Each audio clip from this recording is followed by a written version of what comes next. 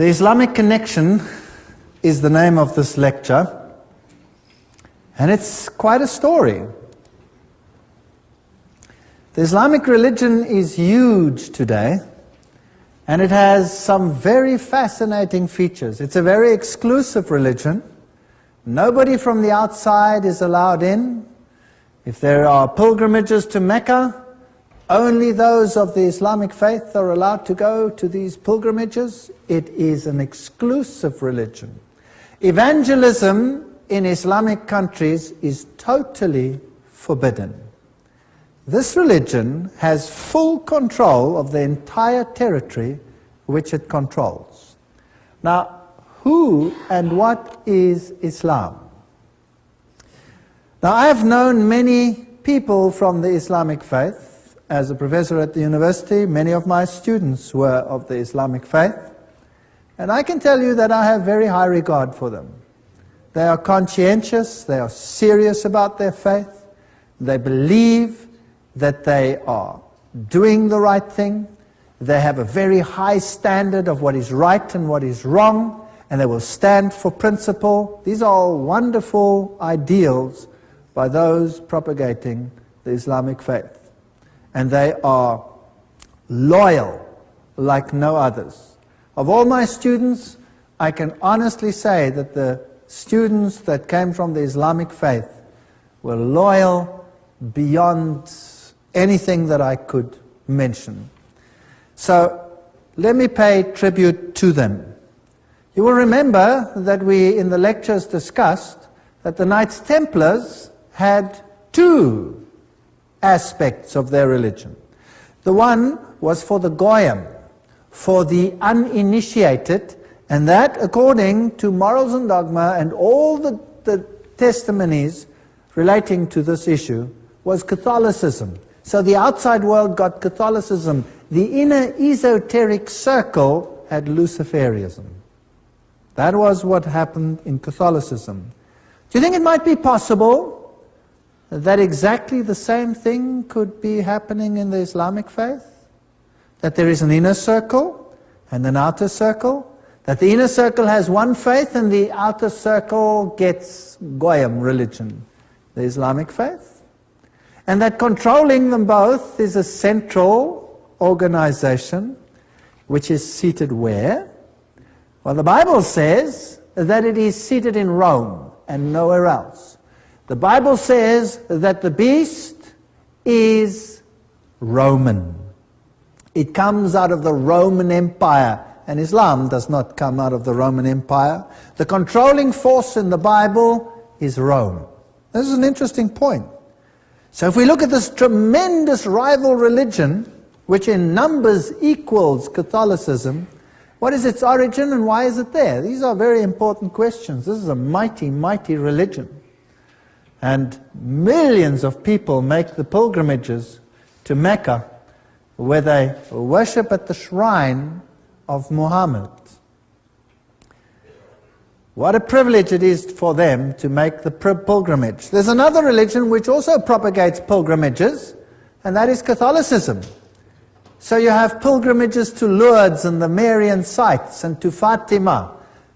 Pilgrimage is a symbol of the great pagan religions of the past as well. Now, who was Muhammad? Muhammad Mustafa was born in 570 AD and he died in 632 AD. He fled to Medina in 622 AD after Khadija's death. Now, who was Khadija?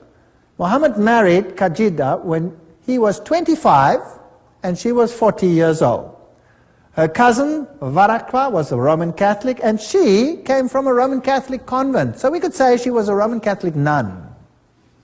She was super rich. She lived in a convent, and she had the whole of the economy, basically, in her hand.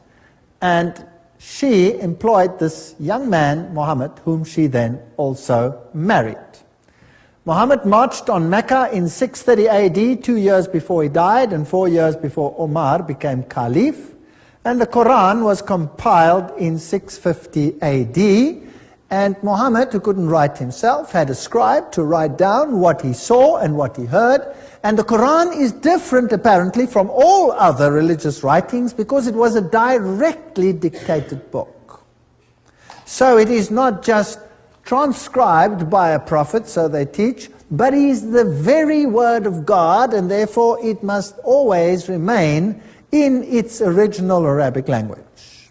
That is what is taught in the Islamic religion. The symbol of Islam is the sickle moon and the star. The star within the sickle moon. Now, where does this symbol come from? And who is Allah? Well, let's go to some interesting quotes, also from encyclopedias of religion and etc. Allah, he was the moon god who married the sun goddess.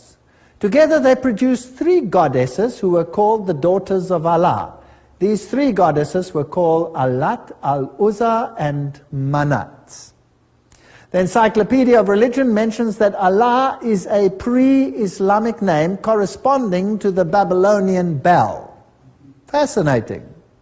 So this is an ancient pagan religion, and Bel or Baal is the deity. We read in Morals and Dogma, page 451, the Arabian word Aldebaran means the foremost or leading star, and it could only have been so named when it did precede or lead all others.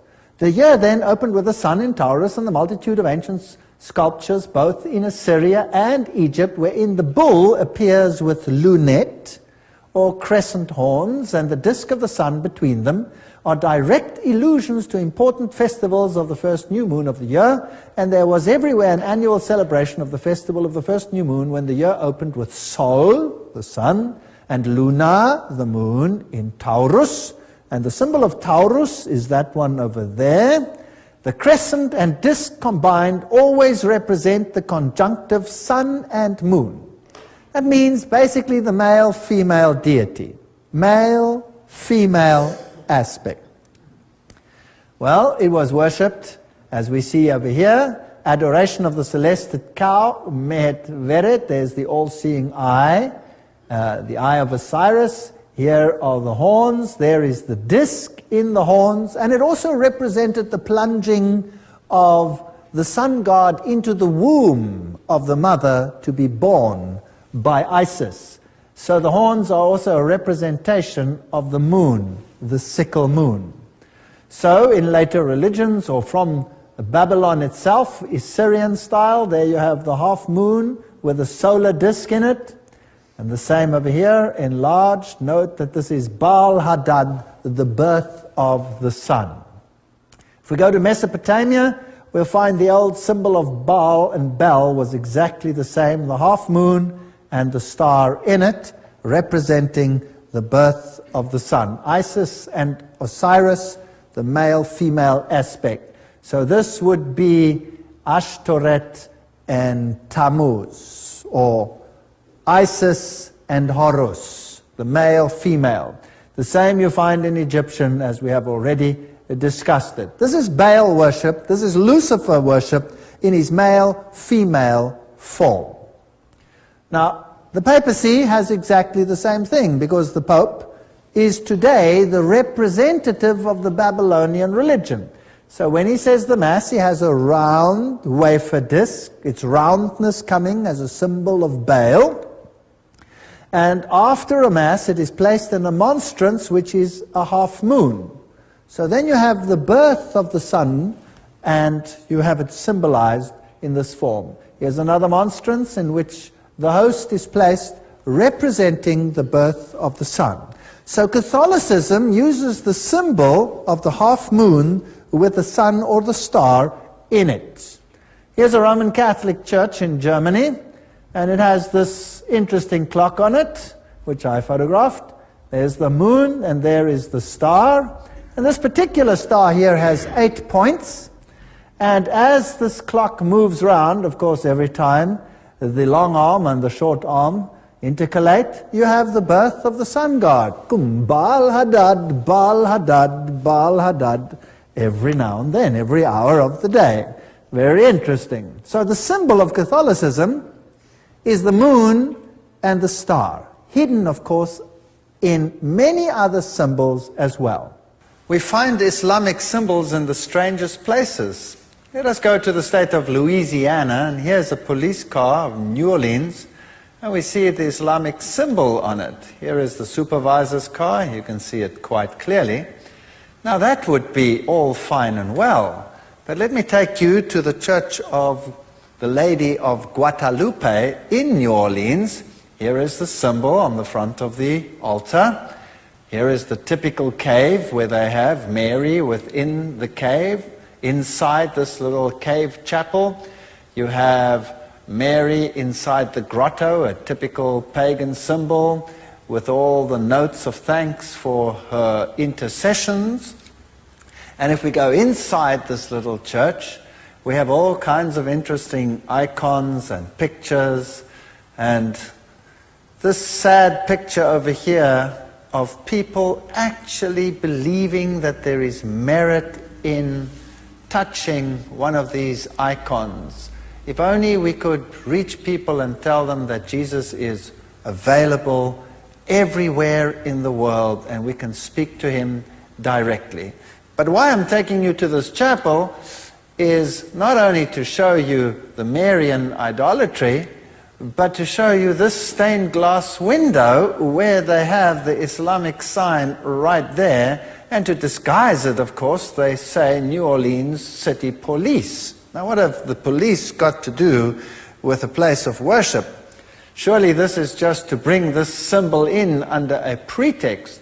Now if you really use the Islamic symbol correctly, you would have to turn it around, because the moon is a representation of the uterus upside down, like the boat mast situation. And here you can see it perfectly.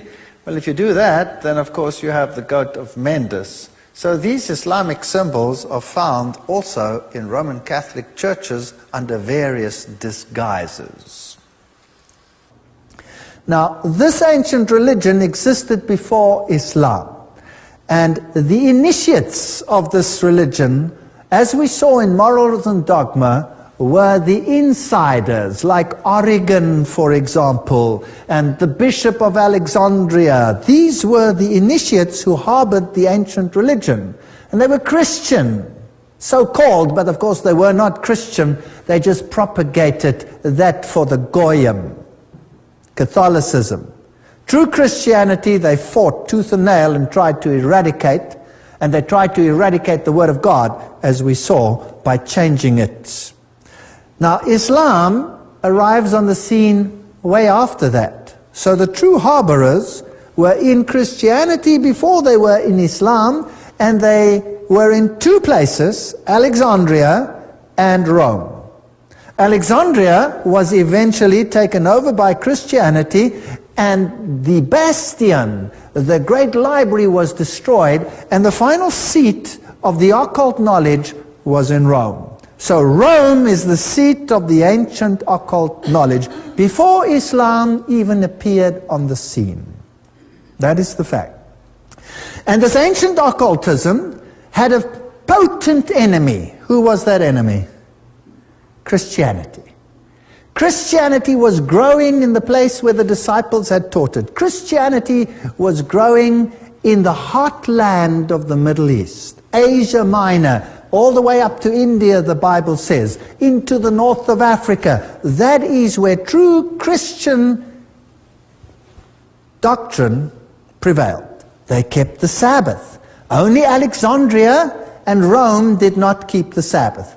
Alexandria soon disappeared as a seat, and then the Sabbath was not kept in Rome. Very interesting history. So the symbol that Catholicism uses is the star and the sickle moon, and this star, by the way, is exactly the same star as is used in Islam. Isn't that interesting? I wonder who gave rise to whom. Obviously the one who is first can only give rise to the one who comes second, and not the one second give rise to the one who comes first. Isn't that correct? If we think about it. So in Catholicism we find the half moon or the sickle moon where the deity is in them.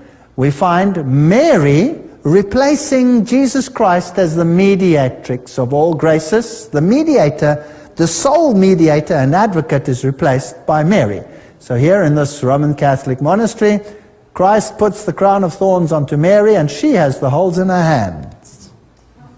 Mary is always depicted as coming out of a cave. Now, the ancient deities always came out of a cave. Loyola, the Jesuit, received all his information in a cave, and it is interesting that Muhammad received all of his information in a cave. That's paganism. That has nothing to do with Christianity. Now here we see in Islamic countries, in this particular one over here, we have this strange structure over here, and we have a statue of Mary on top of it. And Mary there appeared, apparently, as this little gazelle. But before the king shot it, it changed into Mary, and she told him to build a monastery. And that she did, or that he did, and there is the monastery high up on a hill. Now, whenever I find a monastery high up on a hill, I'm very interested, because high hills were pagan high places, where they sacrificed to pagan deities. It is interesting that all the cathedrals in the world are built on pagan places of worship. Even the Vatican is built on a pagan site of worship. Nothing has changed. So when I came to this particular place in the Middle East, I went to look for the ancient place of worship, and sure enough, on the hill, there it is, the triple arches of the ancient deity of sacrifice in the cave, as per usual. It's interesting that Mary always appears in the cave. In Fatima, she's in the cave. In Lourdes, she's in the cave. The Pope is always visiting the cave and worshipping in the cave. As Osiris represented the sun in Egyptian law, Isis represented the moon, but the truth is that Osiris represented the male active generative powers of nature, while Isis represented the female passive or prolific powers. That's Encyclopedia of Freemasonry. So it's actually a form of nature worship. These people would do well in the Bohemian Grove, worshipping the trees. The Templar revelation identifies Isis as the Black Madonna on no less authority than a former head of the Priory of Zion. The Black Madonna cult is century to the Priory of Zion. To them, at least, there is no doubt about the significance of the Black Madonna. You see, Osiris was both black and he was white. And he's worshipped as black and he is worshipped as white. Mary is worshipped as a Black Madonna and as a White Madonna. So we have all these interesting nuances. The Hittites used the symbol of the half moon and the solar deity. This symbol today, of course, is used by none other than the United Nations. Well, let us travel to an Islamic country today. Here is a Catholic cathedral in Amman. And I'm photographing this Catholic cathedral standing at the mosque. So I'm standing on the ground of the mosque and I'm photographing the Catholic cathedral right opposite. Now, it's interesting how Catholicism and Islam stand side by side in all the Islamic countries. And every time, I'm so surprised to see the cathedral and the mosque next to each other. You see, if you know the inside religion, behind the scenes, they're actually the same. So if I look at the symbolism on the outside of the Catholic cathedral, I have the symbol of the sun, because it was the symbol of the sun worship. And the cross, of course, the symbol also of the sun god. And there is the symbol of the sun. If I go across the street, and there is the great Abdullah Mosque, one of the finest, built by King Abdullah. On the gates you have the symbols of the sun. Same symbolism, same religion. On top, of course, now here you have the moon, the sickle moon, which the Catholic Church had on the clock. It was a symbol of Baal, or Baal. Inside this mosque, there are of course no pews, because in Islam you bow down and kneel on the floor, on the carpet. And if you look up at the tremendous dome, you have again the great solar blazes in this wonderful building. Islamic dress, well, you can look at old-fashioned Catholic nuns and you will find that the dress is identical. Catholic nuns wear the same dress as Islamic women of Orthodox faith. This is the great mosque in Damascus. Fascinatingly, inside the mosque, right inside is the shrine, and there is a Muslim man praying at this shrine. Now, who's he praying to? Is it to Allah there? No. He's worshipping a relic of the dead. Because this is the shrine of none other than John the Baptist. Now, if you know something about Johannsites, we've spoken about that, then you can already pick up, if you pick up the name John, you have Johannsianism, then you have secret societies blended in the background. And they claim that this place has the head of John the Baptist. So an Islamic shrine in Damascus, this is, by the way, the oldest mosque, the most illustrious in that country, has this head. Fortunately, the Roman Catholic Church has a shrine with the arm of John the Baptist. I always say, if they carry on, they might be able to put him together again. I don't know. So it is the same form behind the scenes. Inside the mosque, the women are not that important. They are relegated to the side. The men get the central positions. They are praying there with beads. In Catholicism, you pray with beads. You pray with rosaries. And Islam is a very solemn religion. Just some of the sounds in this great mosque.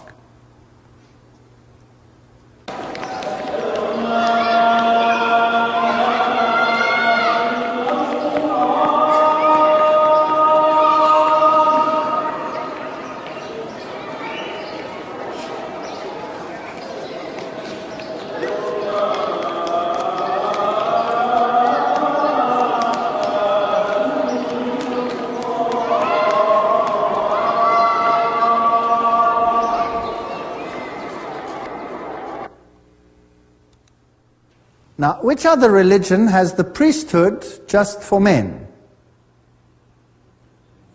The Roman Catholic Church is exactly the same, and here you have the same position in the Islamic world. The Islamic all-seeing eye, this is a very prominent structure that is used in all of Islam, and you will not find a taxi cab anywhere in the Islamic countries that will not have the all-seeing eye there as a protection. Of course, it's used in Catholicism as well, and it's on the US dollar and all these interesting places. There's, of course, the Eye of Hathor, the Eye of Osiris, on an Egyptian temple. There it is, on a Roman Catholic pulpit. Another one on a Roman Catholic cathedral. Masonic author Carl Claudy writes, this is one of the oldest and most widespread symbols denoting God. We find it in Egypt, in India. The open eye of Egypt represents Osiris. In India, Siva is represented by an eye, and the Encyclopedia of Freemasonry says the all-seeing eye is an important symbol of the supreme being borrowed by Freemasonry from antiquity. On the same principle, the Egyptian represented Osiris. So, Islam uses the symbol, Catholicism uses the symbol. I'm just showing you some comparisons. To the ancient Egyptians, the right eye symbolized the sun, the left eye the moon. So there you have, again, the two aspects of the sun god.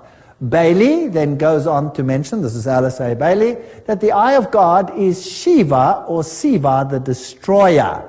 Remember, Shiva is the Indian god who is the equivalent of Osiris. Shiva is also a synonym for Satan. Is it possible that both religions in the inner circle worship the same Lucifer, but that the outer court knows nothing about this? Well, who was Baal? Encyclopedia of Freemasonry. Whenever the Israelites made one of their almost periodical deflections to idolatry, Baal seems to have been their favorite idol. In Tyre, Baal was the sun, Ashtoreth the moon, and so we have all the evidence that they know exactly what they're doing. There is no contradiction here, for Set is the Egyptian devil and Shiva is the Indian god of destruction. Both names, Set and Shiva, are listed in the Satanic Bible as another name for Satan. And Elena Petrovna Blavatsky affirms, now we have to remember that Shiva, Palestinian Baal, or Moloch, and Saturn are identical. Is it possible that both religions serve the same master behind the scenes and that the masses are deceived, just like in Catholicism? Beautiful people who are kept ignorant. And the sincerity of the Muslim duped and misused because they are goyim, catechumens. Elena Petrovna Blavatsky links Set to Satan, Hermes, the god of wisdom, is called Tot Tat Set, Satan, all of these. Ancient Egypt, Set was worshipped under obscene homosexual rituals.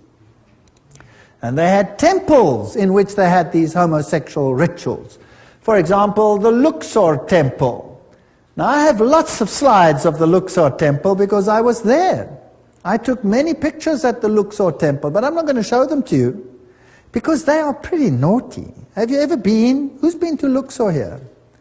Well, if you've been to Luxor and you go to the one wall, you will see that the phallus was very important. And the pictures are not for display. I have them, but I won't show them. Now, this is an ancient pagan site, the Luxor temple, one of the great relics of past times. Now, here we're going into the entrance and oops, what's that? That's a mosque. Now, where's that mosque built? You don't mean the mosque is built into the Luxor temple? Is that possible? Well, let's go a little bit closer. Yes, there it is. It's in the Luxor temple. What does that tell you? If you had to build a Christian church today, would you go and choose the ancient pagan temple of Baal and build your church right in it? Yes or no? No, of course not. But what if the secret religion is really the same old ancient religion of Lucifer worship? Would you then perhaps do it? Perhaps, yes. So there they've done it. It's built into that temple. Amazing. On the ruins. Now let me take you to the temple of Baal, which is in another country, in Lebanon, and there it is. And on the Baal site, which is the same deity, by the way, what is that? That is a Roman Catholic place, a Roman Catholic church. On the same site, there is the cross, there's the temple of Baal. Why build it on the same site? Why have the same rituals? Catholicism does it, Islam does it. Do you think they have an agenda? And if we go into the great Catholic places, this is the place where Mary apparently ascended. Here is the great cathedral in Jerusalem. On the floor you have the solar circle with all the signs of the zodiac, which, by the way, God forbids. God forbids. And this is the place where Mary lay, and then she ascended, of course, to heaven. She didn't stay dead there. On the floor you have the pagan symbols. You have all of these interesting mitzotoms and what have yous, and the pentagrams, upside down pentagrams, all symbols of Lucifer. And then in the paintings, this interesting star. This is actually two squares, one inside the other, and that is how the pagan deities were represented very often, either as triangles, one within the other, or as squares, one within the other. And the squares, one within the other, were often used for Isis and Osiris. There you see it in the Roman Catholic Church dedicated to Mary. Also on the floor of that Roman Catholic cathedral you have the boat, you have the waves, the water, you have the P and the X. Remember that Morals and Dogma told us that that was the staff of Osiris. So that means it's actually a male phallic symbol, and the boat would be the womb. This is a very naughty picture in a nice setting. Nobody would know what that really means. Nobody would really guess that that is an obscene picture, unless you read what the Masons say about it. Now, isn't it interesting that the ship with its mast in the half moon was also the same depiction?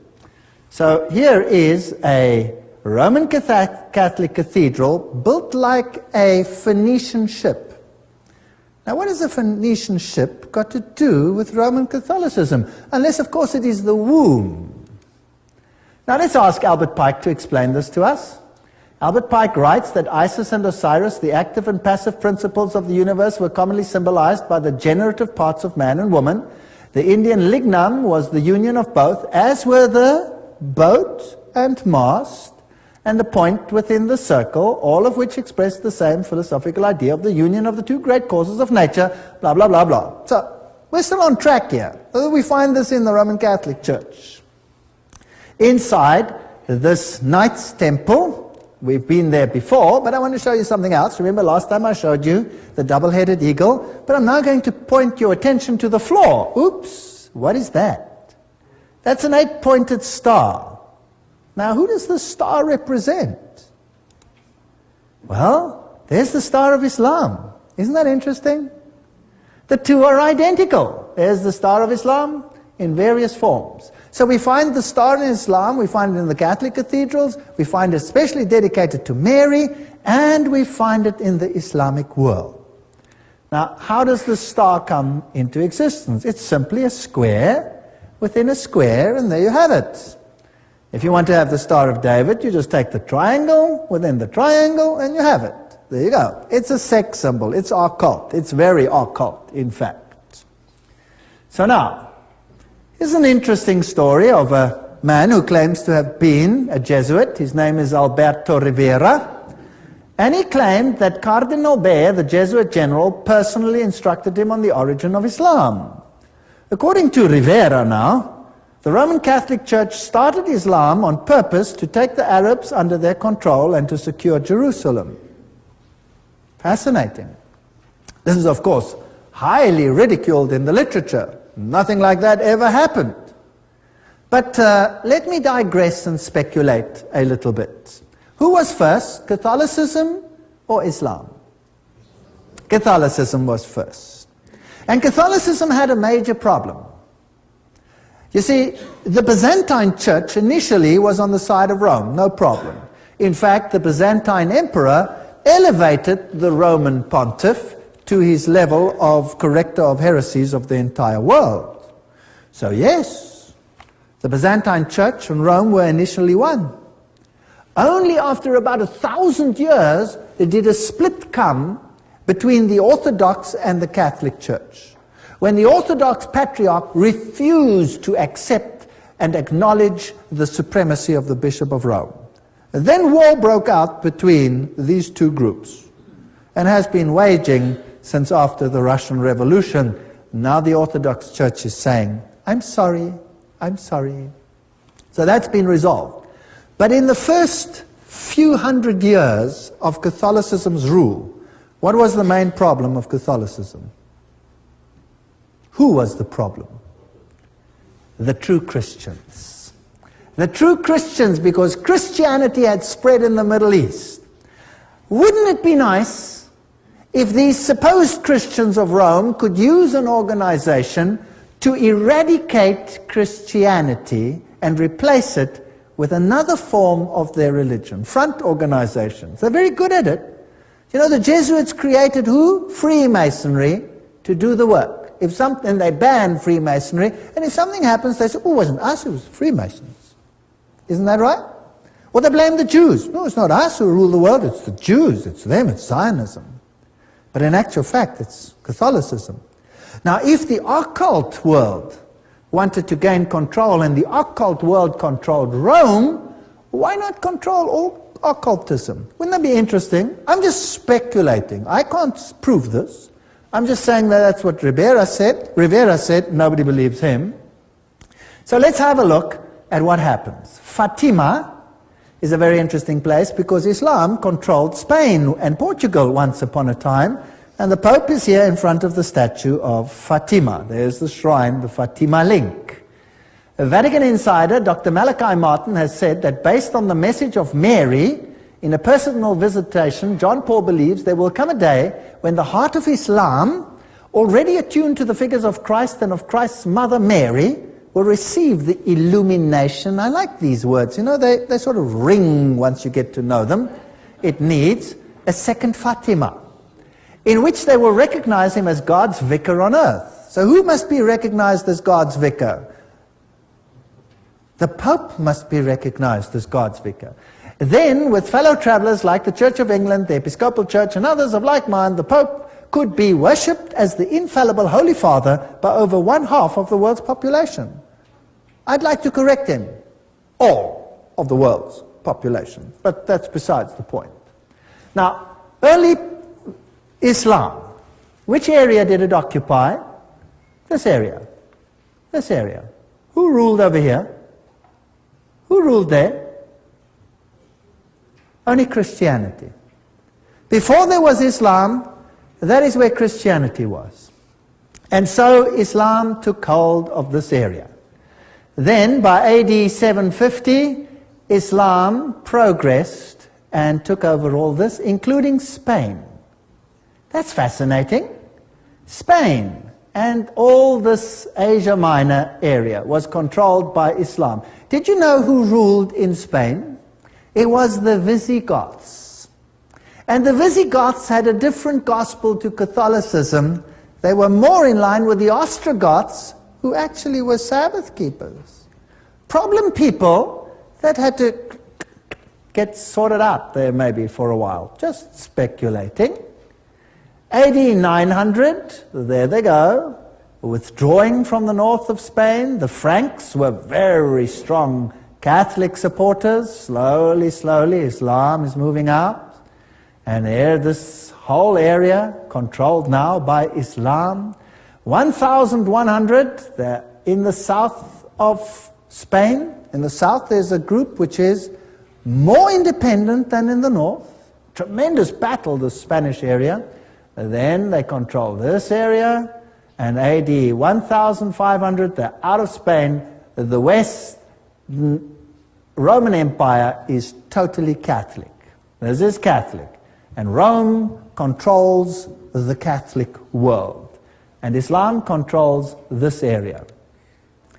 Today, this is the Islamic distribution, and there are two sects, the Sunni and the Shia, and they control vast areas. A huge area, but initially where Christianity was, today you can put Islam. There's an interesting story that some say that the red fez comes from having dipped the blood into the Christians, having dipped the fez into the Christian blood at Fez. Whether that is true or not, I would not wish to speculate, but it's interesting. Gary H. Carr, remember, speaks of the ancient mystery religion controlled by Freemasonry and the Illuminati and the World Council of Churches. Now, what if the true mystics behind the scene, the power mongers, are really in Rome, and that they control everything, including this other religion, through insiders?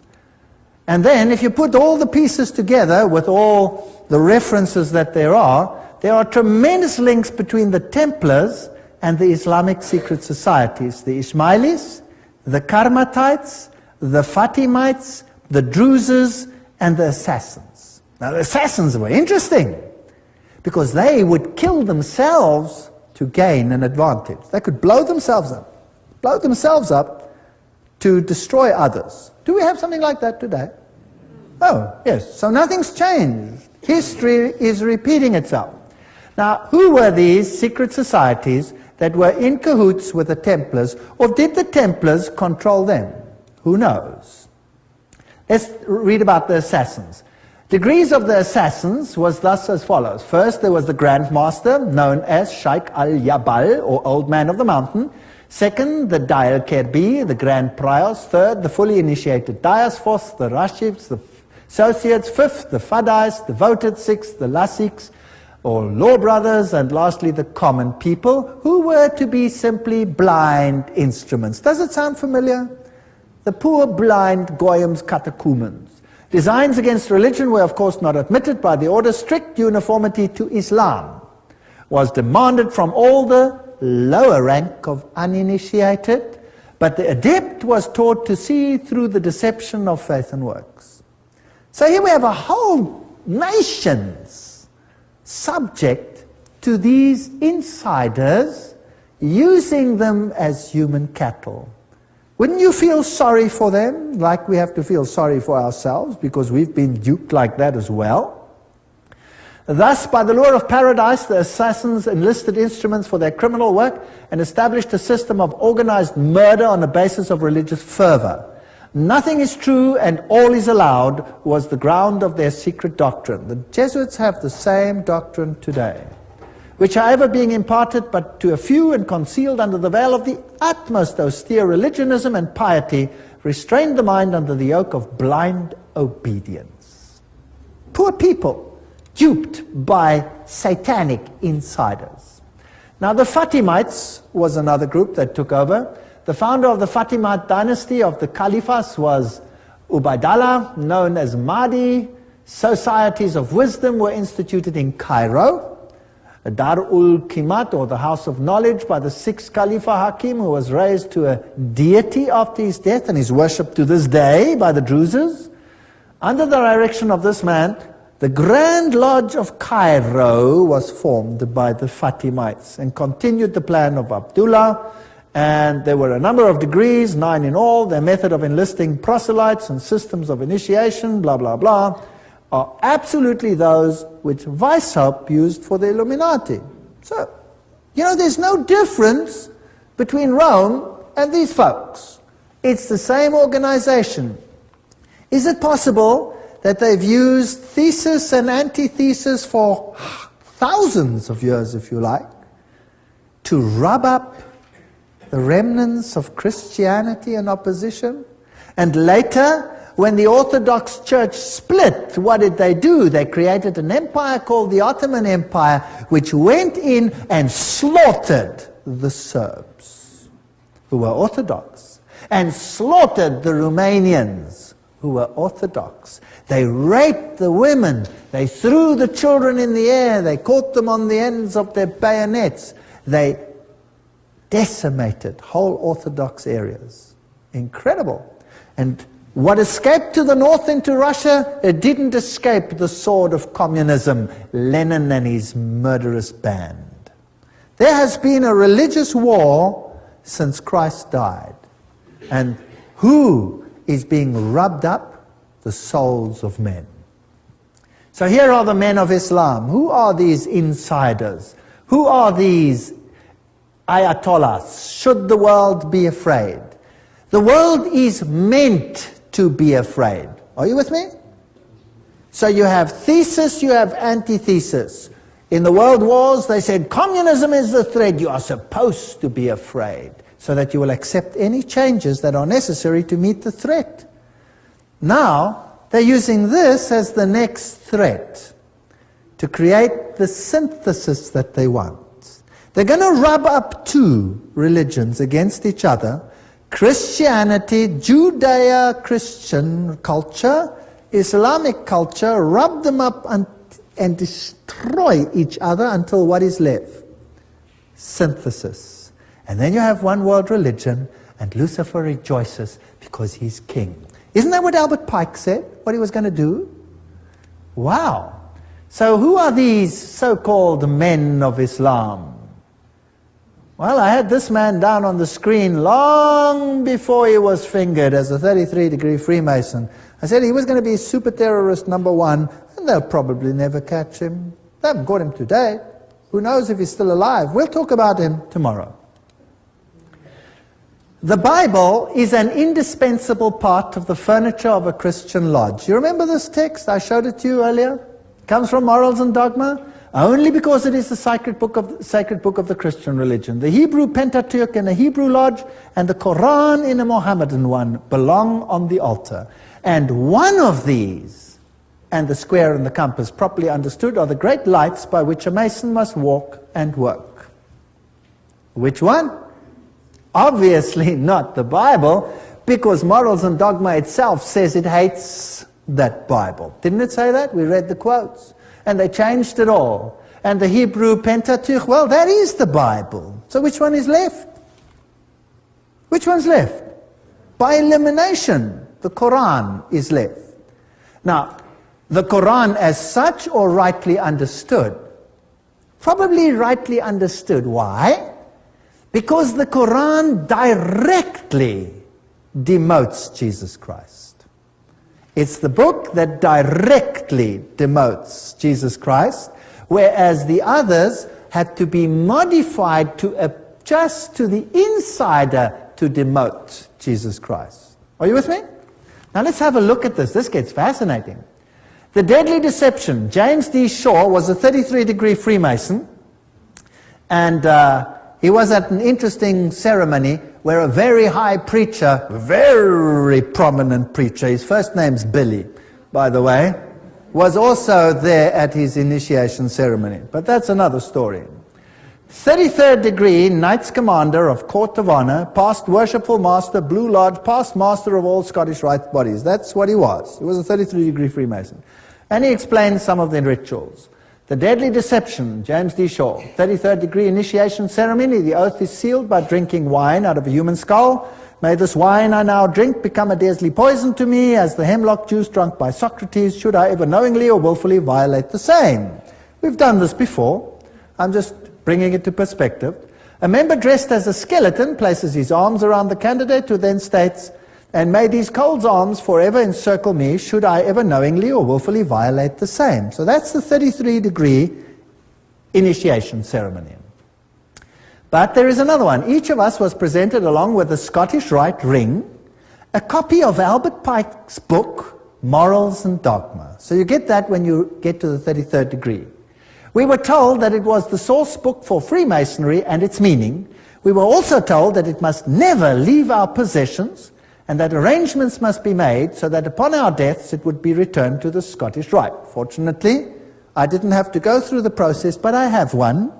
I have one. Very useful. Now what's this got to do with Islam? Now this is the highest degree of Freemasonry. What happens there? The Deadly Deception. The Scottish Rite includes 29 degrees beyond the Blue Lodge. Culminating in the 32nd, the York Rite has the equivalent of 29 degrees of the Scottish Rite in advancement along the path that culminates in the degree Knights Templar. So the York Rite culminates at Knights Templar, and the other one is the 32nd degree in the Scottish Rite. Okay?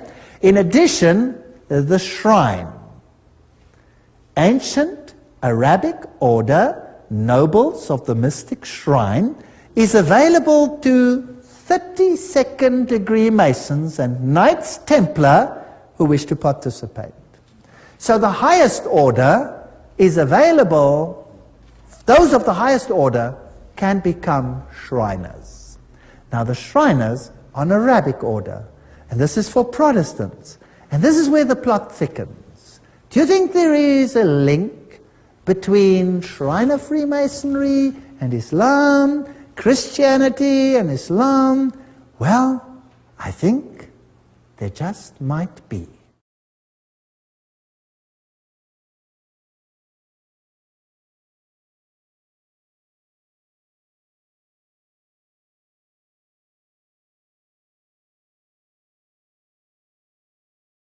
We were talking about Shriner Freemasonry and how it links Islam to the secret societies. Let's continue our interesting little investigative study. The shrine, the ancient Arabic order, nobles of the mystic shrine, the shrine is the show army of Masonry. Maintains a very high profile. It is necessary to be a 32nd degree Mason for 6 months before being eligible to join the shrine. Only the highest Freemasons may join the shrine. Now these are most of the prominent Americans, by the way.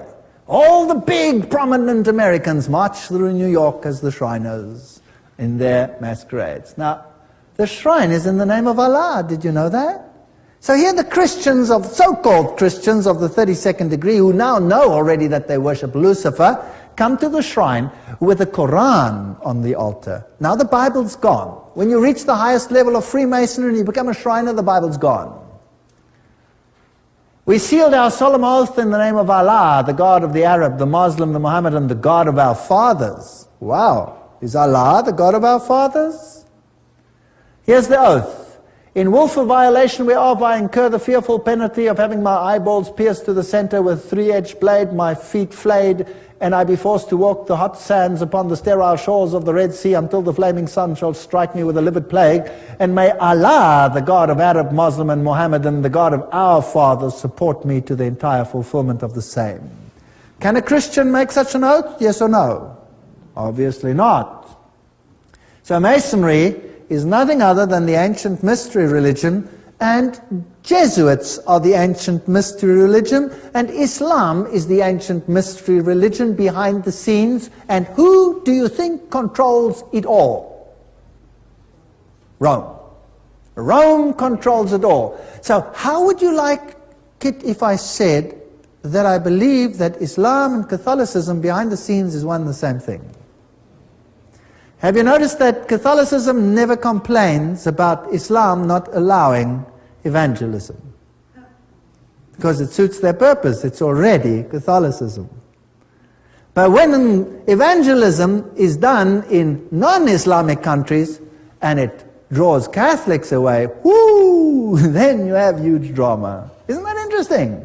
Those are double standards which are hard to understand unless you look behind the scenes, where you have all these Egyptian rooms and the Syrian rooms. And here is a Masonic lodge, the Freemason Lodge meeting in Cairo. President Gamal Abdel Nasser, President Nasser, 1954 to 17, Anwar Sadat, 1970 to 1981. They were all members of the AEO, the Ancient Egyptian Order, and of the ANOMS, the Order and the Arabic Nobles of the Mystic Shrine. So, isn't it interesting that they're all working together behind the scenes? This is all a joke. Here is Judge Ragheb Idris, ex-governor, Grand Master of the Sovereign Grand Commander of Egypt. There is the fez as their symbol. This is a Mason himself who showed me in Lebanon that most of the high Muslims were all Masons. He himself was a high Mason. Anyway, Masonry. Let's go to this Masonic temple in Oklahoma, and what do we see? Aha! We see a fez, and we see Arabic symbols, and we see a fez, a fez, a fez, a fez, and of course, Musla, Muslim, Allah. So Freemasonry at the highest level worships Allah, who actually directly is Set, symbol of the moon and the star. Well, Arthur Edward Veith says Babel represented a Masonic enterprise. Now, what does this mean? Now, let's get a little bit deeper into the story. We've seen that before as well, the Tower of Babel. Now, that's what the Tower of Babel looked like, supposedly. Notice that it is built as a spiral. These are all the representations that you find in the literature. There's another representation of the Tower of Babel. Notice the spiral way in which it goes up to the top. There's a whole host of them. Spiral, spiral, spiral, circular. Here's a strange one, but they're all spirals. Most of them probably look like that. So that was a Masonic enterprise. Now, isn't that interesting? Let's look at this picture again. In an Islamic country, Mary on the spiral, standing on top. Here we have Holy Mary, Queen, circle with a dot in it. Do you remember what Albert Pike said that was?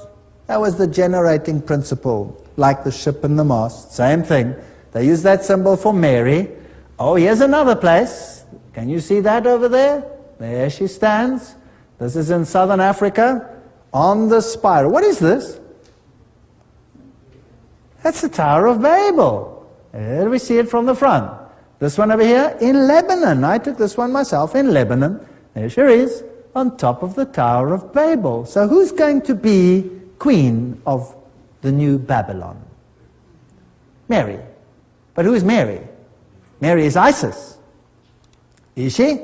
Here is this church where her figure is with this Phoenician ship over there. There you can see her silhouette through the window, and there's the painting of her. She is the Queen of Babylon. Let's ask Blavatsky whether this is so. Secret doctrine. It is mankind which has become the serpent of Genesis and thus causes daily and hourly the fall of sin, celestial virgin, which thus becomes, the celestial virgin, which thus becomes mother of gods and devils at one and the same time. She is the ever-loving, beneficent deity to all those who stir her soul and heart. That's the secret doctrine.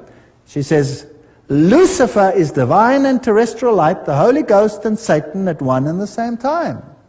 So, Satan, Mary, one and the same thing. In Blavatsky's work, Isis Unveiled, she says Isis, the Egyptian, had the following: Holy Isis, universal mother, mother of gods, mother of Horus, Nate, mother soul of the universe, virgin, sacred earth, mother of all virtues, illustrious Isis, mirror justice, sacred lotus, sister of Astarte, moon, queen of heaven, model of all mothers, Isis is a virgin mother. Then she continues, in Hinduism, same thing. It's Holy Nari, Mariamma, interesting. Mother of perpetual fecundity, mother of the incarnate God, mother of Krishna, eternal virginity, all the same features all the way through. Then we go to Isis, Roman Catholic litany of the virtues. Same book. This is secret doctrine. At least Isis Unveiled. Holy Mary, Mother of Divine Grace, Mother of God, Mother of Christ, Virgin of Virgins, Morning Star, very interesting, Mystical Rose, Queen of Heaven, all the same titles. Isis Mary. Now notice this is Isis Unveiled. This is Helena Petrovna Blavatsky speaking herself. When Cyril, the Bishop of Alexandria, oh well, what can you expect? Of course it was Alexandria, had openly embraced the cause of Isis, the Egyptian goddess, and had anthropomorphized her into Mary, the Mother of God, and the Trinitarian controversy had taken place. From that moment, the Egyptian doctrine of the emanation of the creative God of Emphet began to be tortured in 1,000 ways until the councils had agreed upon the adoption of it as it now stands. So there you have it. There it is. The Bishop of Alexandria made Isis into Mary. So it's the same old worship. So if you go into a Roman Catholic cathedral or a Roman Marian shrine, here I've photographed one in Europe. This is recent. I took this 5 weeks ago. This is brand new. It's nice to have some new slide. Prayer to the star of the sea. Oh Mary, star of the sea. Who is the star of the sea? Who is the god of the sea? It was Poseidon. It was Osiris. Oh dear mother, I now come to thee with greatest confidence. The many miracles which had happened, fill me, poor sinner, blah, blah, blah. Thou, O sweetest mother, O amiable star of the sea, do not let me go away from here without being heard, etc., etc. Thou canst help me, for thou art mightiest after God. I just put that in for the Goyim. They actually believe it is God. Here's this famous Pius, the same one who catapulted Adolf Hitler to power. 1950, dogma of Mary's ascension to heaven. And here is the dogma. We declare that the most blessed Virgin Mary in the first moment of her conception was, by the unique grace and privilege of God, in view of the merits of Jesus Christ, the Savior of human race, preserved intact from all stain of original sin. Now, this doctrine is incredibly important because now Jesus has his merits because of his mother and not because of his father. Remember that. Jesus has the traits of his mother. Can I burn that sentence into your head? Jesus has the traits of his mother. That's what this doctrine teaches. I will give you the Protestant preachers saying exactly the same. Interesting. Here, Focus magazine, Maria soll Göttin werden. Mary must become a goddess. Surely the Catholic Church would not permit Mary to be openly called goddess? Weibliche Gottheit? Female goddess? Absolutely, why not? Millions of US Catholics want a godly Mary. Cardinal John O'Connor and also Pope John Paul II, a great Marian honorer, are not averse to the idea. There you go. Mary is God. Of course she's God to the insiders because she is, as Blavatsky said, what? Lucifer. She's Lucifer. All right. That's why in the King James Version we read in Genesis 3:15, and I will put enmity between thee and the woman, and between thy seed and her seed, and it shall bruise thy head, and thou shalt bruise his heel. Not even the RSV has dared to change that. Genesis 3:15, I will put enmity between you and the woman, and between your seed and her seed. He shall crush your head, and you shall bruise his heel. But the Catholics don't like it like that, because the Douay Rhymes online Bible, which is the Jesuit one, says, I will put enmities between thee and the woman, and thy seed and her seed, and she shall crush thy head, and thou shalt lie in wait for her heel. So now Mary is the one who crushes Jesus. It's the other way round. And now, here's a photograph of a Marian appearance in Zaitun, Egypt. So the Muslims are looking this, and here's a fascinating book, Queen of Rome, Queen of Islam, Queen of all. So do we have the same religion here? Let's just check this out. Let's take the Roman Catholic website, Hearts are, Roman Catholic doctrine regarding Mary. This is their doctrine, not me speaking. The one holy Catholic and Apostolic Church, as led by the Bishop of Rome, successor to Peter the First Pope, has always venerated the Blessed Virgin Mary, including her sinlessness. The Church follows Scripture, especially the New Testament, which she herself compiled as perfectly as she follows her tradition. For behold, henceforth all generations shall call me blessed. Luke 1:48. Then, this is still their paper. This is what the Catholics are writing. It is no surprise that the woman would triumph over the red dragon, for Scripture says so at the very beginning. Refer Genesis 3:15, which states, and all will establish a feud between thee and the woman, between thy offspring and hers, and she is to crush her. Which one are they quoting? Which one are they quoting? The Catholic Jesuit one. Wow! Fascinating stuff. Let's continue.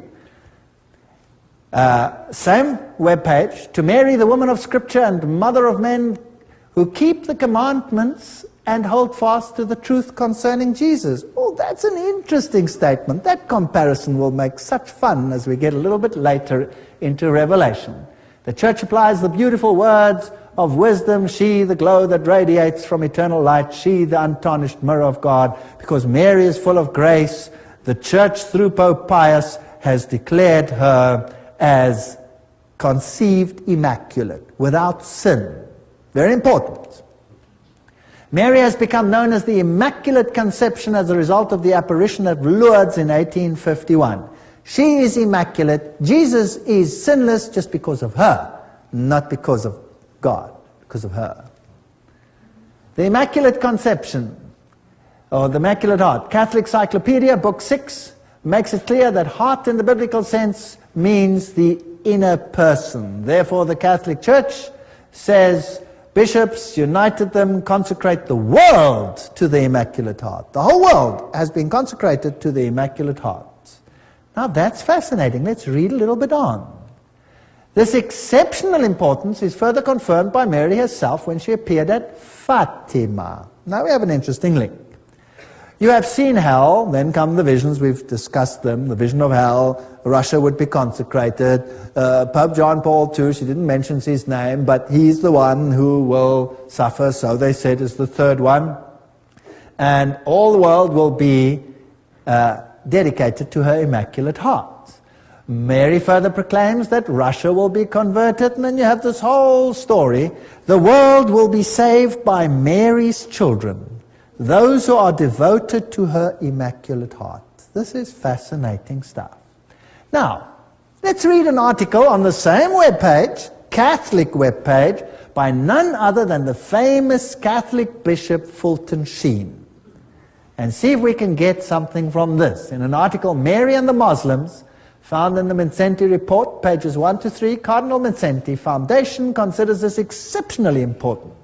The good bishop says, the Quran, which is the Bible of the Muslims, has many passages concerning the Blessed Virgin. First of all, the Quran believes in her Immaculate Conception, and also in her virgin birth. Her virgin birth. Please note, her virgin birth. Have you got this?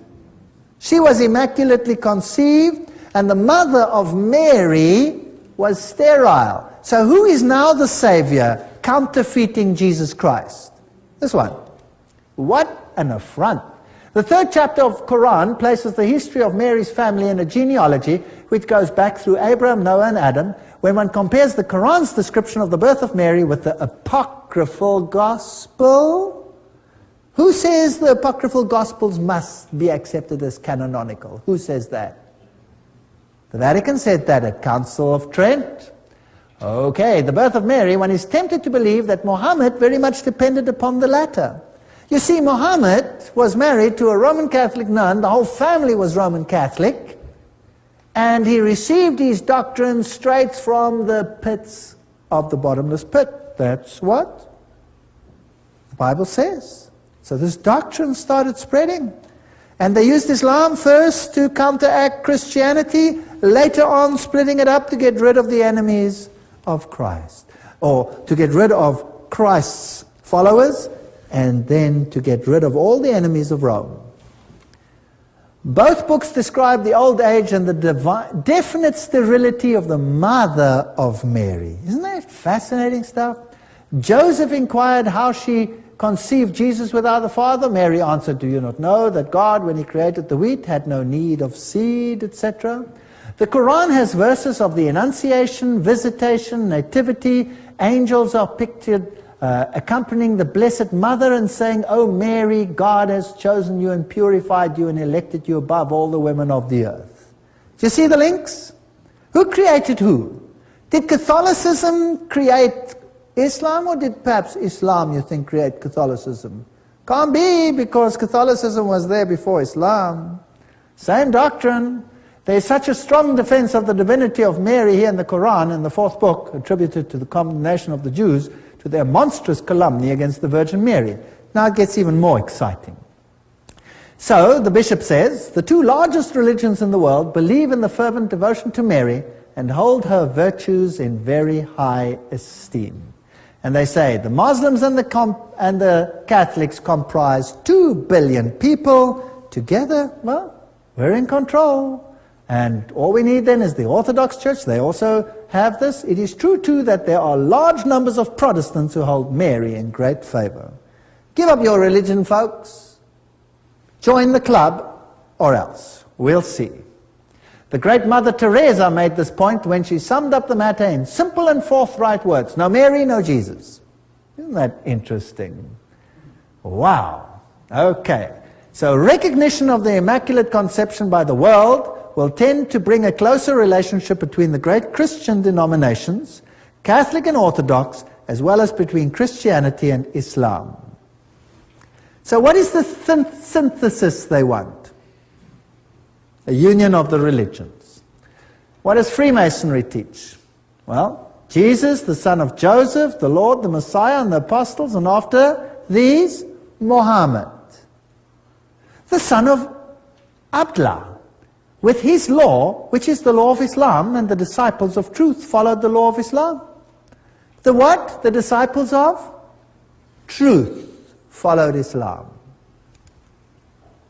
When Christianity had grown weak, profitless, and powerless, the Arab restorer and iconoclast came like a cleansing hurricane.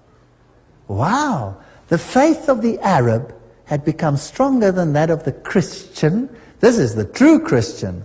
So Islam is nothing else than Catholicism winning over or defeating Christianity.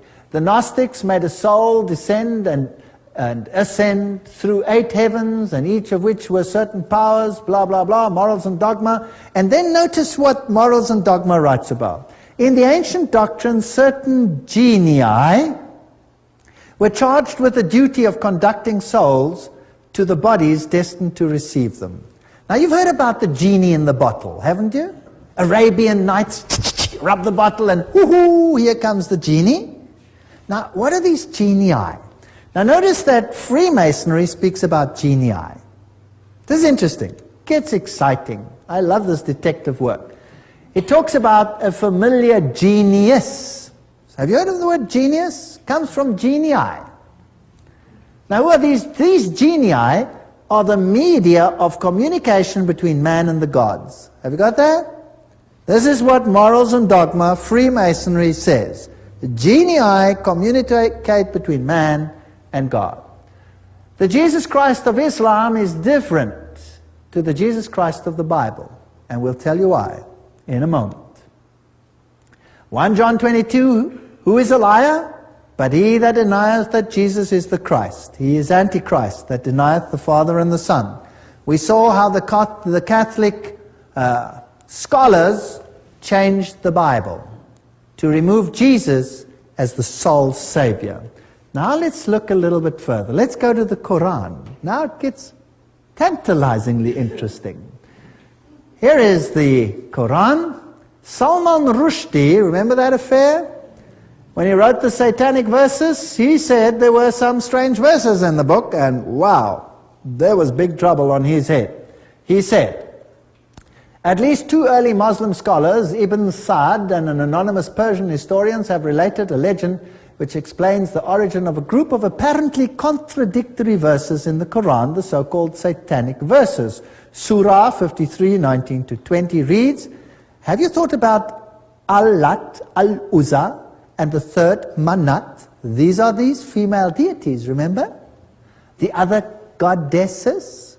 Satan is supposed to have interfered here with the transmission of the Holy Word to Muhammad and tricked him into saying, you can pray to these too. Well, later he corrects it, but the seed has been planted. And through the Archangel Gabriel, this was then corrected. That was basically the story. Now let me take you to the Quran. This is the Holy Quran with Arabic text, transliteration in Roman script by M. Abdul Halim. This is the international Quran. This is not written about the Quran. This is the real McCoy. I have it. And this comes straight from the explanation by the top theologians on the Quran itself. This is the international version that is used in the United Nations. Let's see what it says. Revitalize humanism. Islam is the message of the Quran. It is perfect and a practical religion of equality, liberty, and fraternity. Where have you heard those words before? French Revolution. Submission to the Supreme Being. Islam also insists upon the fundamental unity of all revealed religions in origin. That's what Freemasonry also teaches. Then they have a section which says, with spirits. There has always been a class, generally called rationalists, mainly including philosophers and scientists, who now deny the existence of association, speaking with the spirits. While on the other hand, those usually called spiritualists, mostly including saints and savants and psychics, feel sure of spirits and spiritual experience. At one time or other, much fraud was practiced in the name of spiritualism, and etc., etc. But the Quran affirms the reality and approach between the two old parties is already in sight. So the Quran says spiritualism is fine. What does the Bible say? It's satanic. Leave it alone. Angels. Angels have their own shapes, usually carrying wings. They are formed of light. They are capable of easy transformation. And it gives a whole description of angels. Angels particularly approach people at the time of their death with good or bad tidings according to the situations. They descend, fear ye not, nor grieve, and they quotes the Quran, smite their faces and their backs, they descend with blessings, etc., etc. And there's another class of beings. What's that? Genii. Now where did we read about them? In Freemasonry. Next to angels come genii, who are formed by fire. The well-known Iblis or Satan, this stands straight in this Quran, being the head of this creation. They had close contact with the Prophet Solomon. So in other words, Satan is the head of the genii, and the geniuses are the ones, like Plato and the others. And then you get devils. These are the bad guys. So, genii are not bad, and Satan is their head. Is that not interesting? In the Quran. It would appear from the Quran that man is superior to the angels and the genii. They make themselves perfect. Then they talk about 6-day periods, and they talk that we came into existence through evolution. And now let's see about the doctrine of Jesus Christ. This is where we're heading. And of Christ in the Bible and the Quran, but the Quran says Christ was altogether saved from the indignity of the cross. Christ never died on the cross. That's what the Quran teaches. Who also teaches that? Spiritualists, the insiders. Because Christ, remember, didn't die for you. Did you see that Hort taught the same thing? Who translated or created the Greek text for the modern Bibles? He said the same thing, that Christ was spared. And as if by a miracle of likeness, someone else of the same features was crucified by the Jews under illusion. Says the Quran, verse 157, and they, Jews, said in boast, we killed Christ Jesus, the son of Mary, the apostles of God, in the knowledge of God, but they killed him not, nor crucified him, but it was made to appear to them, and those who differ therein are full of doubts, with no certain knowledge, but only conjectures to follow for a surety. They killed him not. What does that say? Jesus did not die for you. This is satanic occult teaching. Verse 158, nay, God raised him up unto himself, and God is mighty wise, and there is none of the people of the book but must believe in him before his death. So, the Quran is directly against Jesus Christ, and the insiders in the Western world are directly against Jesus Christ, and so the Jesuits. While the Jews claim to have killed Christ on the cross, it is also a cardinal point of faith to the Orthodox Christian churches that Jesus Christ gave up his life on the cross. He was buried after crucifixion, on the third day he rose again, blah, blah, blah, that he met his disciples and was afterwards taken up bodily to heaven. In fact, this is the belief which formed the basis of the theological doctrine of blood sacrifice, vicarious atonement for sins, which is, however, losing its force with the modern age, an age of action and retribution. Isn't that what Hort said? Yes or no? Is there a difference between the Catholic theologians and Islam? Yes or no? None whatsoever. Who is controlling who? God is indignant, says the Quran, explanation here. God is indignant if Christ is believed to be God himself. Christ is not even the Son of God, but only an apostle like several others. The same hatred for Jesus Christ comes out over here as we saw the theologians influenced by the Jesuits reveal.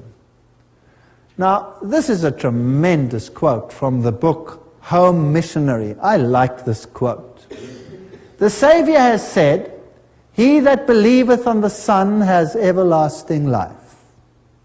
And he that believeth not the Son shall not see life.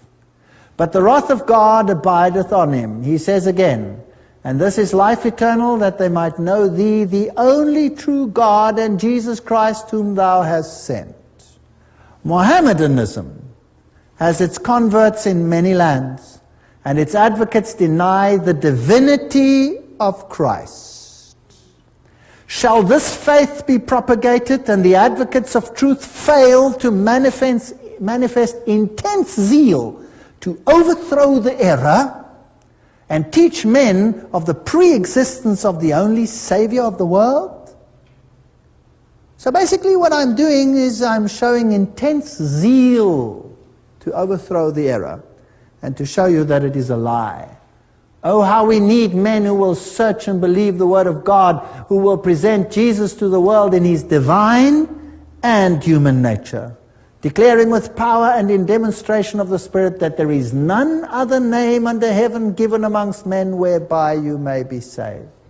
Oh, how we need believers who will now present Christ in life and character, who will hold him up before the world as the brightness of the Father's glory, proclaiming that God is love. I spoke to one Muslim imam who converted to Christianity. And I said to him, my friend, what is the difference that you have found between your previous Allah and Jesus Christ? And he said, the only difference between the two is, for God so loved the world that he gave his only begotten Son, that whosoever believeth in him should not perish. That is the difference. Allah, a God of war, a God of retribution, A God that sends his people into destruction, promising them celestial virgins on the other side and eternal bliss and hell on earth and hell in heaven for all women. And Jesus Christ, who says we are all equal before God. Nobody has the right to submerge the other's character in himself. You are free agents before Jesus Christ. Yes, it says, wives, submit to your husband as in the Lord. Husbands, love your wife as the Lord loves his church. My Jesus is my husband in that allegory, if you like. He's never forced me to do anything. Never ever has Jesus forced me to do anything. Anything I do for Jesus Christ, I do because I want to do it. If I want to say to him, goodbye, I'm off. Will he stop me? Will lightning come from heaven and I'll go sizzle fits? No. Jesus is the most fantastic being in the universe. Gives you absolute freedom of choice. Allows you to choose for him or against him. And the only thing he has in his defense is, when I be lifted up, I will draw all men to me. Love is the character of God. And love is the only thing that may conquer. Otherwise, we will have perpetual hell. I was asked once by someone, I won't say, he asked me, but what if the other side wins? Won't you come over? What a strange question. I said, I've read the last chapter. Jesus wins. But even if you were right, even if the other side wins, let me tell you something, I'd rather be dead. I'd rather be dead than live a life of perpetual hell under a control freak who has fascism as his government and has puppets who do his will and his bidding. And those that do his bidding, he showers with whatever earthly junk he can give them. But love, which comes from freedom of choice, he's incapable of giving. He hasn't got the power to give it. He's nothing to give. He's bankrupt. If Jesus Christ is not victor, we might as well be dust. But thank God Jesus is going to be victor. This is the message for our time. The Encyclopedia Britannica says, deviations in the Quran from the biblical narrative are very marked and can in most cases be traced back to the legendary anecdotes of the Jewish Haggadah and the apocryphal Gospels. Who controls those secret writings? Rome controls them today. Rome says you must believe them. The Jewish Kabbalah, the Zohar, the Sefer Yetzirah, those are the ones. And we find writings of Abraham and all of these supposed writings. Well, the Sefer Yetzirah is also said to be the work referred to in the Quran under the name of the Book of Abraham. These are the occult writings that create these books. The coming of the Redeemer. What does the Kabbalah and all these say? The abominable calumnies on Christ and Christianity occur not only in the Kabbalah, but in the early editions of the Talmud. In it, it says about Jesus, that one, such a one, a fool, a leper, a deceiver of Israel. All these terrible words about Jesus Christ. What's this slide doing here? The Pope and actor Jim Caviezel, who acted the part of the Christ in the movie The Passion of Christ, kneeling down before the Pope. Isn't the Pope papacy uplifting Jesus Christ here? Isn't it? Well, if you watch carefully, Mary is the one who receives a lot of attention.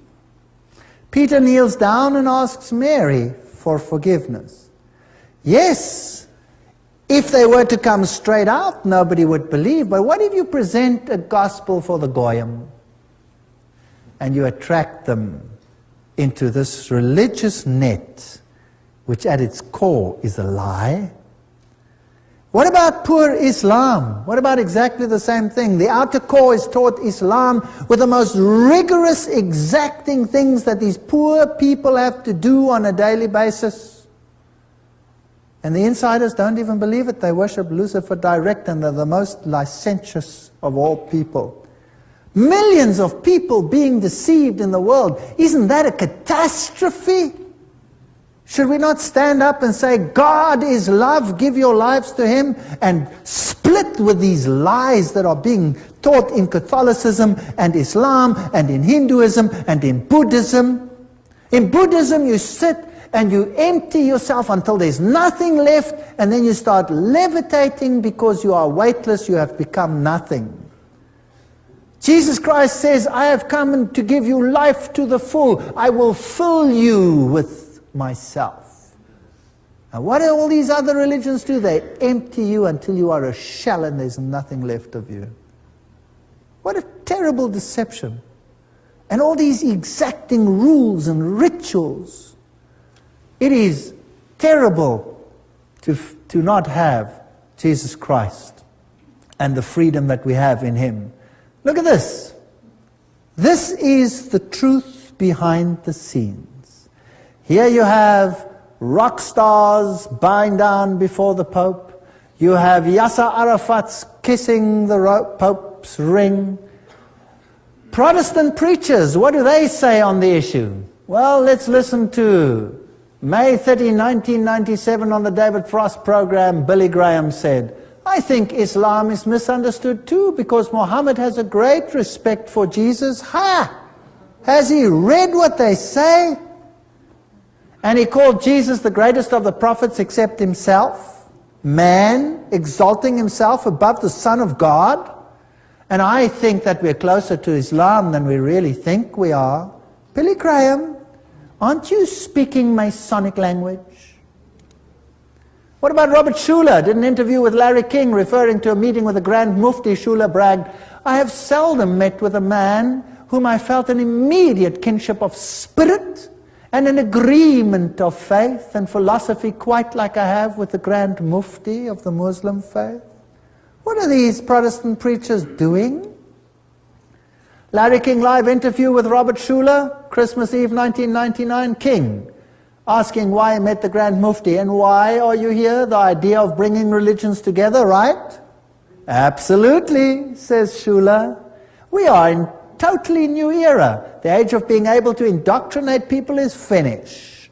King, does this visit, Robert Schuller, give you encouragement? Schuller, oh, absolutely. The Grand Mufti said religion is like rain that falls. The extremists pollute the pure water. I predict we're going to focus in the next millennium as religious leaders to clean up the pollution in religion. Wow, I think those that don't want to go along with the synthesis, the pain of the separateness is going to become so great that the troublers of Israel, those who say, there is no other name under heaven and earth whereby you can be saved, they're going to be in trouble. Maybe this is the last time you will hear a message like this. Who knows? Take note. Benjamin Chavis, he was the former vice president of the National Council of Churches. What did he have to say? He stated that his ministry has always been ecumenical and interfaith. There's a linkage between Judaism, Christianity, and Islam, and I believe that there should be a great trialogue, not dialogue, but a trialogue between these three great revealed religions. In 1997, he announced he is converting to Islam and becoming a member of Reverend Louis Farrakhan's Nation of Islam. He claimed that he still believes in Jesus Christ, but he expects his announcement to shock many of the Christian friends and fellow members of the clergy. And then he goes on to say, he also insists that it really hasn't changed. Nothing's changed. He states, if you pour water from one glass to another glass, the composition of the water is the same. I am who I am. No difference between Islam and Christianity. Of course, if you're an insider, there won't be a difference, because you're both worshipping at the same shrine. The God of Judaism is the God of Christianity, is the God of Islam. Sorry, not in my case. My God died for me. They say he didn't die for me. They've got a different one. What's that? The Pope kissing the Quran? Yes. Here's the photo of the Pope at the end of the audience with the Patriarch Raphael of Iraq, where the Pope bowed to the Muslim holy book, the Quran, presented to him by the delegation. Of course, I have numerous slides for you where the Islamics come and bow down before the Pope. Catholicism, from the beginning, has controlled Islam.